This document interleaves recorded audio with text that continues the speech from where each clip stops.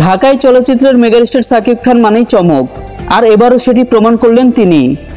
রূপালী পর্দায় রাজত্বের পর এবার মাঠেও নিজের উপস্থিতি জানান দিতে যাচ্ছেন এই সুপারস্টার। জানা গেছে দ্বিতীয়বারের মতো বিপিএলের একটি মালিক হয়েছেন শাকিব খান।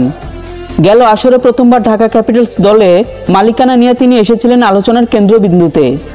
মাঠে তার উপস্থিতি এখন যেন এক অনন্য দৃশ্য, যেখানে ক্রিকেট আর সিনেমার জগতের ভক্তরা একসঙ্গে মিশে গিয়েছিল উত্তেজনায়। যদিও দলটি শিরোপা জিততে পারেনি, তবে সাকিবের উদ্যোগ সবাইকে মুগ্ধ করেছিল।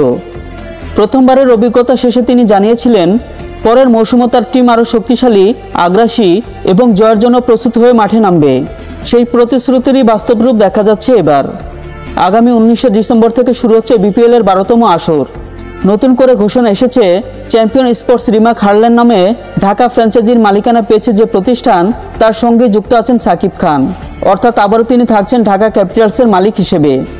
বিসিবির সঙ্গে চুক্তি অনুযায়ী আগামী 5 বছর তিনি থাকবেন এই ফ্র্যাঞ্চাইজির সঙ্গে।